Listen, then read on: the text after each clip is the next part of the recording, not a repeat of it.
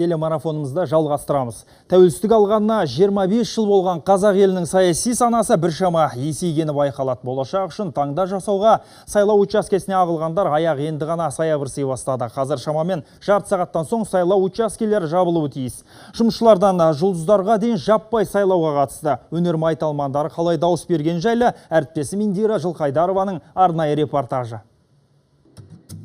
Әйгілі тақиялы періште фильмнен баршаға танымал Әлімғазы Райымбековті білмейтін қазақ кемде-кем. Талдықорған қаласында тұратын өнер тарланы нөмірі 977 сайлау учаскесінде дауыс берді. Ақсақалдың сөзі шымыр, қадамынық, қарымы қайтпапты. Тақиясын басынан тастамайтын ол періште көңілімен елге бақ дәулет тіледі.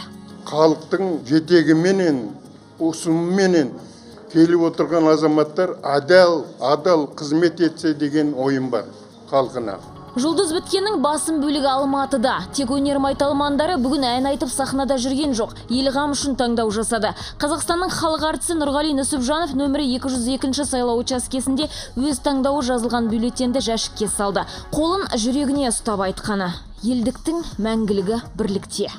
Мәңгілік елдің тарихының бірінші беті бүгін ашылды деп есептеймін. Әрбір адамның өзінің болашағына бір-біріне деген ағайындық сенімін осы сайлау арқылы білдіру керек.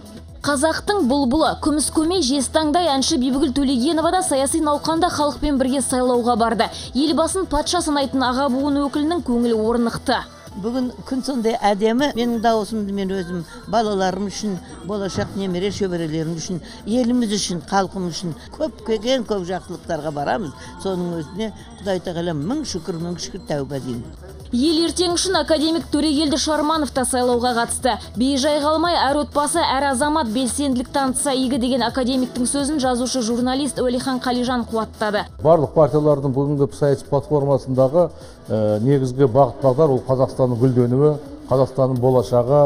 Белсенді дауыс берушілер сапында спортшылар да бар. Кіртасын көтеруден 12 мәрте әлем чемпионы, 13 мәрте Қазақстан чемпионы. Ақтөбелік спортшы Евгений Гончаров сайлауға бала-шағасын ертіп келіпті. Мама у меня всегда была на выборы. Отбасымызда сол дәстүр қалыптасып қалған. Қазір балаларымды сайлауға ертіп әкелдім. Ертең олар да сөйтеді. Заманымыз тыныш, еліміз аман болсын.